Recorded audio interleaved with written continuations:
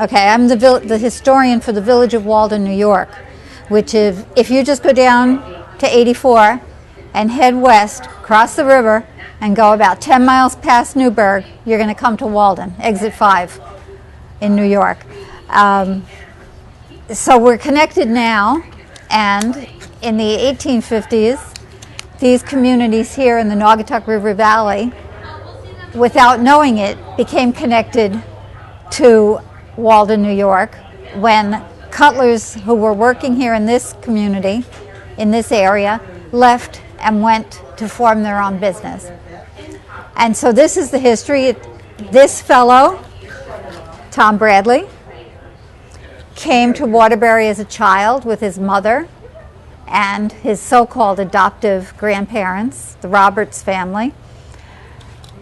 At 10 years old, got an education until he was 10, and then entered the knife industry, as was the custom for all young English progeny of knife makers, and went on to become the head of the New York Knife Company, which was one of the largest pocket knife companies in the whole country, starting after the Civil War. So that's what this is, his story. So you people, you want to see the slides, you need to move over here, Lynn. A little bit. Okay, so essentially what happened is they left the Waterville Knife Company over a labor dispute. Went to what is now Beacon, New York. It was then called Mattawan. Started a factory on the Fishkill Creek in 1852, incorporated in the state of New York as a cooperative knife company, and then in 1856 they moved to Walden, New York. Walden, New York has a 40-foot waterfall, and of course that was their prime attraction to going there. But why did they even come to Connecticut? Why did they leave Sheffield? They were all Sheffielders, and I have papers for you showing the census records in Waterbury in 1850, and just page after page of Sheffield cutlers. And in the James Roberts letters, he says there were so many of us, they named a street for us. There's a Sheffield Street, evidently, in Waterbury. They worked at the Waterville Knife Company, which was next to the Chase Brass Works. And the reason why, and we'll go into that later, why they left the Waterville Knife Company was the Waterville Knife Company wanted them to bring in their own tools, and then they also were going to cut their wages. So the men decided, as they did often in Sheffield, we'll just start our own shop. And that's what they did. And so the knife industry that developed in Connecticut here in the Naugatuck River Valley, which is in the program and in the book, really then, there were like, I think, 19 shops. They really started to thrive on the expertise that the Sheffield cutlers brought here. But why did they leave Sheffield? They had plenty of business in Sheffield. There was plenty of work. It wasn't that they were out of work or that they were farmers looking to own property, to own their own farm. What moved them out of England was, in the 1830s and the 1840s, the British government was starting reform acts, which were not, as the name may seem, not as reforming as they purported to be. And what it did was it started this whole, really 2 decades of labor strife in England. Some of it was based on Owen's ideas, Robert Owen's ideas of communalism. Some of it was based on the cooperative movement that grew out of that, the Rochdale experiment. So a lot of it had to do with their own ability to seek their own destiny. It all became tied into the Chartist movement, which in the 1830s The Chartist Movement had 6 points to it, which sort of blended all the different things that were going on in England at the time. Don't forget, you had Marx and Engels, who were working and developing their ideas of social construction, social reform. Basically, they were looking for these points. They wanted every person over 21 years of old, every man, of course, at that time. Women were not part of the political picture yet, to have the right to vote. They wanted a secret ballot, which they didn't have. So you couldn't just vote on a piece of paper, fold it up, and put it in a box. They wanted the property restrictions that members of Parliament had. They wanted that done away with, so that you would eliminate this tier of only wealthy landowning people being in your representative house. They weren't even talking about the House of Lords. They were talking about the House of Commons. They wanted the MPs to be paid so that a working person could say, oh, I'm going to run for office for the next 2 years and live on that income and not have to do his regular job. Because of the Parliament was serving at no pay, only people who were independently wealthy could serve. Then they wanted, and who would have ever thought, they wanted all the ridings to be equal population.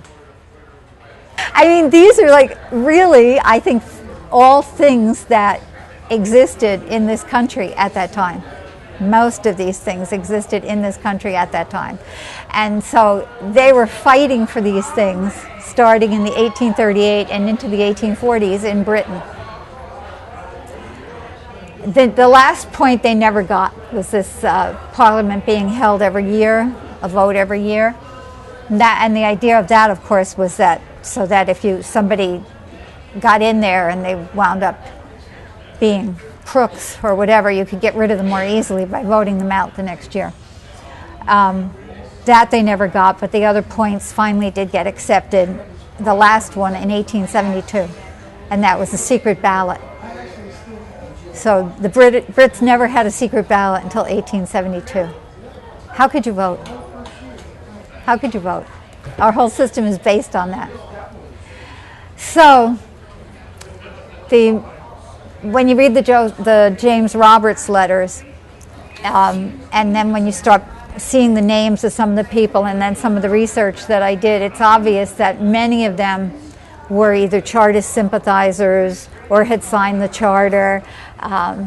Some of the Birkinshaws who came here and developed their own knife business had been imprisoned by the government. The Sheffield Working Men's Association, they signed on to the Chartist movement early on. Look at these girls, aren't they cute? They're adorable. Oh, thank you. And what they were doing during these 2 decades was having mass rallies, having meetings, and getting arrested. Because the government would say, wait a minute, this was Paradise Square in Sheffield where they would meet.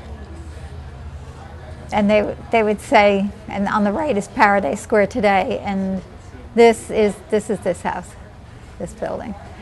They would go around and they'd say, Halberry's calling a meeting for tonight. Show up in Paradise Square at 8 o'clock. And then the square would just be filled. And, of course, the government was infiltrating their ranks, trying to find out what they were up to, because it was labor. It was a lot of labor strife involved with this whole thing. And then they'd send out the light guard, and the light guard would fire into the crowd. Sometimes they would kill people. Sometimes they would just trample them with the horses. The people who were arrested would either be put in the Sheffield jail. There were records of them in the jail. They were put on the ships that were moored up in the river and left there to rot for 2 years. Gross, disgusting. They would put them on the ship, or they would send them to Australia. And that was the 7 years transportation. When the judge said, your sentence is transportation, it meant Australia. What happened was the government first was trying to try them as traitors. And they didn't really ever have enough proof. So then they decided, well, that's okay, let's just lower the bar to sedition. And that was easy. And then they were just picking them up left, right, and center. So the people who had very, very strong feelings decided to leave, and some of them came here. And then I guess they would write back, just like James Roberts would write back and say, hey, there's a lot of work here, because the shops then were starting here, just starting in the Naugatuck River Valley. And they'd say, come on over. And so they would. Whole families would just come, of cutlers, their wives, their children, and they would just go to work immediately. There was like, you'd step off the boat, you'd step right into the shop. And it was great for them, and it was great for the industry, because the industry developed on their expertise. Because if they were a master cutler in Sheffield, they went through the whole apprenticeship, journeyman system. They knew their trade, and they could practice their trade and produce a knife anywhere. So the other part of their ideology, so to speak, came out of the cooperative movement. Because at the time, and these were a list of many of the co-ops that were operating in England at that time, and you can see the different things. That profits were divided equally among shareholders, which was with a lot of them. These were not necessarily knife cooperatives, different types of cooperatives.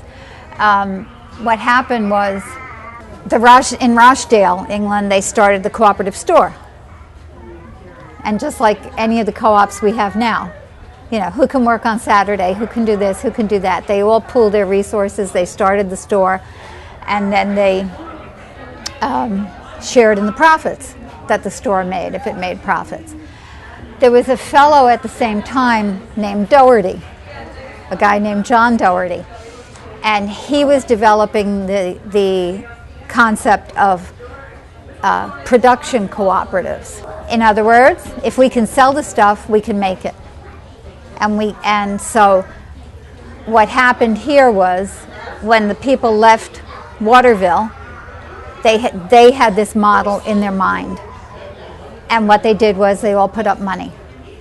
There were 24 people involved who left Waterville and who went and formed New York Knife. They put up $200 each. They became the shareholders of the cooperative. When the profits were made, up until 1892, they were still sharing the profits. Whoever was still alive, or the estate of, or the widow of, was still sharing those profits. So 40 years later, they were still using this model of cooperativism to run their business. Yeah, it was very, very different, I think, from anything that was going on in this country. And it really made these small little pocket knives that may be sold for 50 cents a piece, maybe not even. It really made their industry different from the other industries. Because when they were working for Waterville was owned by a particular person. And that person, or whoever their stockholders were, if it was a stock company, decided, oh, you guys, if you don't want to bring in your own tools, then you got to go. And they said, fine, we'll go. You need us more than we need you. And they left. And so there were many other knife companies then that started, as you saw from the knives that Joe had. And I put that in these materials that you can keep at the Historical Society, and also please put at the library so that other people have access to it also. The short synopsis of the companies that were here. My little map. So these were the ones that were in this area. Oh, I didn't put dates. I should have put dates, Lynn, right? And these were the locations. Now, you asked about Derby, and it might have been later. And there might be something in the Shackelford information. He wrote a blade history. Shackelford's book is online, and you can read it online. And it's called Blade's Guide to Knives and Their Values. So he covers Waterville. I know Plymouth Knife Company was, I believe, down Plymouth Hollow, which was before it was Thomas. Right. And was that the one, did that become Thomaston Knife? In the same location or not? I don't know. All I know is I had a couple Plymouth. And I think he had some too. And there was also a Naugatuck cutlery company. Sure. And the other person, now he had Hatch. He mentioned Hatch. He had Hatch. Here, this is online too. Did he talk? He talked recently. This Ben Tim spoke at the Thomaston Historical Society, I think, and I think that he maybe had some information. Yeah, I'm sure I looked it up online and I'll find this one. Well, you might have to do a bit of digging for it, and then again, you have to be careful too, because sometimes they'll put stuff on the blade forums, like Joe was talking about this, all about pocket knives. Yeah. And then there's this other one called Blade Forum and stuff. And the guys will sometimes repeat stuff that they've heard that's not always accurate. Because when trying to date knives, they try to get back into the history of the different companies. And sometimes there's information and sometimes there isn't. You'd have to look through here. I don't know if I have anything about Plymouth. So actually I didn't take a count. These were from the 1850 census, and you'll have these sheets to take to the library and to the Historical Society. These were all the people who were identified in 1850 in Waterbury as cutlers. And I should have counted them. Sorry, guys. But some of them at the time then that the guys who left to go to start Walden, other guys left Waterville also as part of the labor strife that was going on. And some of them went to Holly Knife, some of them went to American Knife. So they started moving around to some of the different knife companies in Connecticut and into Massachusetts. Birkinshaw started his own company in Burville, which Marie said is up near Winsted, up that way. And so this was the type of little brass knife that they made at Waterville. And the knife that the New York Knife Company made and sold to the soldiers during the Civil War was just very similar. Tiny little brass knife. This is Holly, and just east of Holly is Salisbury, Connecticut. And they have a little historical society and a little museum on their main street, just down the street from the library. And if you go there, you'll see the display case with all the Holly knives. It's gorgeous. It's worth the day trip just to go up there. It's a beautiful little community, and Lakeville is cute too. And that was all iron ore country. They used to mine iron up there. And so Holly had his business up there, Holly Manufacturing, and the display case is like floor to ceiling, beautiful wood cabinet case, red velour background, and all the knives are displayed so that a store can put it, the hardware store would put it in his store, put it in his window, and it would draw people in. It was a display case. In this area, you had this Lyman Bradley, and then he became connected with the Waterville Knife Company. And he was one of the earlier people that they were on the Naugatuck River. His father had a mill on the Naugatuck River. Then this was American Knife in Reynolds Bridge. And it was also called Plymouth Hollow.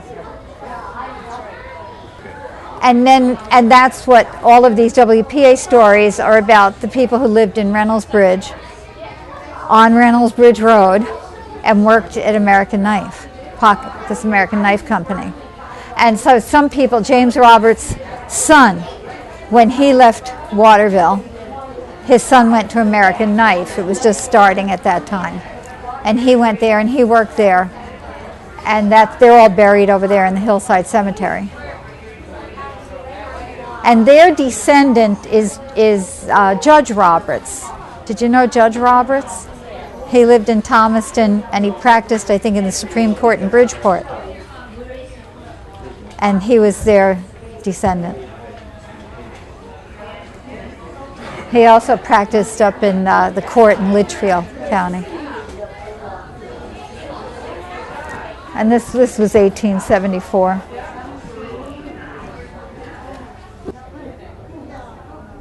Well, these were the other Connecticut firms. And these were starting dates for them. Okay. So Northfield started in 1858, and then they purchased in 1860. Yeah, this was a good progression that I actually did. And then they purchased Excelsior up in Torrington. And then, well, that's the same thing. This was an 1850s directory, I think 1856, showing the different companies that existed in this area. And again, that's 1856. Okay, so this was Union Knife, 1851, and then they were in business until 1885. And Northfield, which then they sold. The name is being used by somebody else now, up until about 1960. So they were sold a couple of times afterwards. This is Miller Brothers, and they became a really big operation in Meriden, and they were part of the knife companies that used to go to Congress and lobby them for tariffs, protective tariffs. Aaron Birkinshaw, he came back. He went to Burrville, and then he moved to Pepperell, Massachusetts, and had his factory there. Hi. No, it's okay. You can join us. This was his shop in Massachusetts. This is Holly.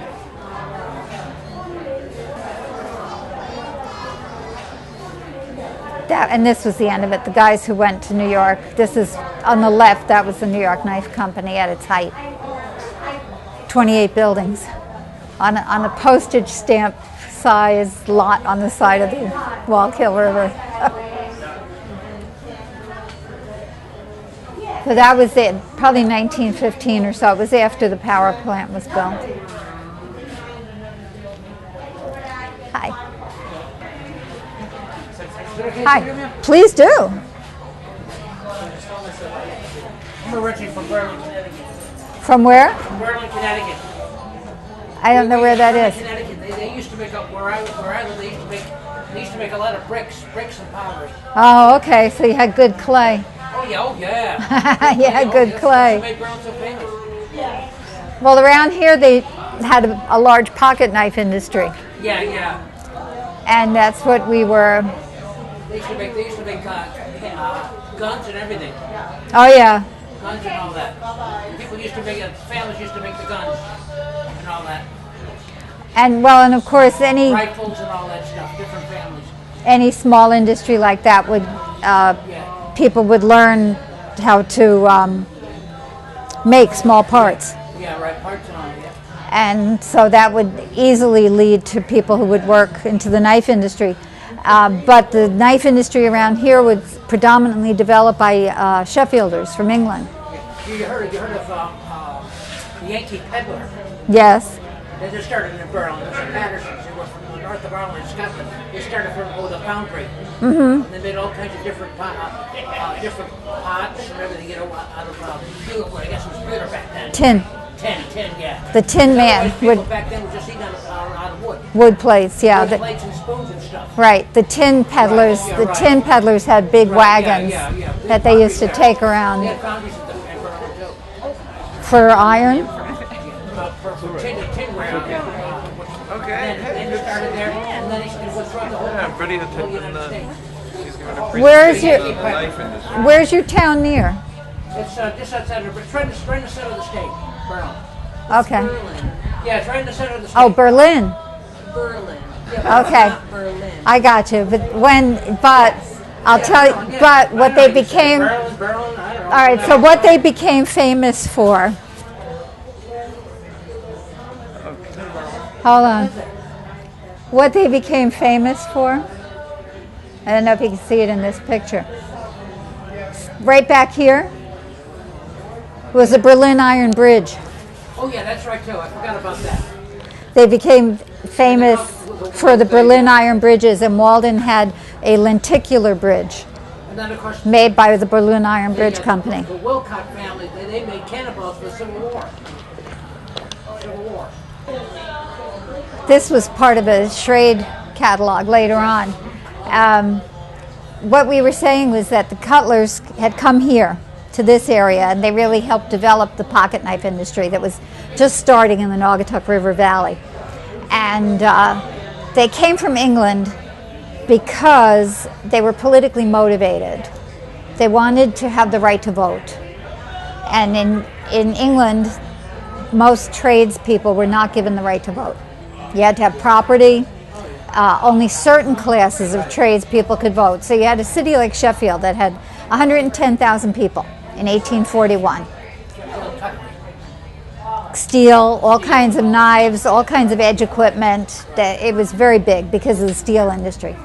You had 110,000 people, men, women, and children. You had over 43,000 men who were over the age of 21 and could have voted. Only 3,500 people were allowed to vote. And so you had this whole group of disaffected people who decided they weren't making any gains with their protests to the government, because there was a large protest movement going on that also affected the labor movement in England at the time. And they decided to come here. So a few had come and probably written back and said, look, they're trying to start knife shops here, and there's work for you, just come on over. And these guys would come. I think most of them would dock in New York, come up the rail line, get off, and walk right into a shop. They'd take out their tools, they'd sit down at a bench, and they'd start making knives. They went to work immediately. And their skill and expertise developed the shops here. And then after a while, around 1852, they started having problems. They were working at Waterville Knife in Waterbury. And the shop owners started giving them a hard time. Bring in your own tools, we're going to cut the wages, blah, blah, blah. And they said, excuse me, we can do better than that.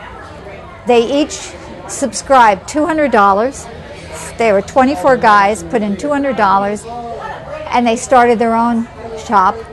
They moved to New York, to what's now Beacon, New York, and started their own shop. And part of that also came out of, in England at the time, the Sheffield cutlers would do that at the drop of a hat, number one. And they'd start either private shops or family shops. But the cooperative ideal came out of the Rochdale experiment and Robert Owen and all these other ideas that were going on in England at the time, where they were trying to better the life of the working classes and show the working classes how to do it for themselves. And so they came here, and everything just tied together for them and played in. It just made opportunity for them, and it also created the pocket knife industry here. And there were, you can have this if you want, there were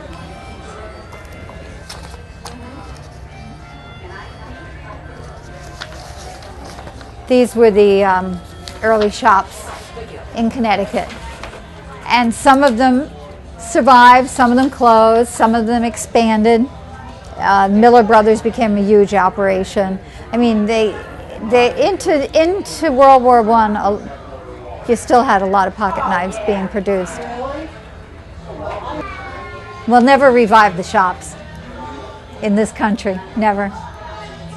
But we can revive our knowledge of them, which is important.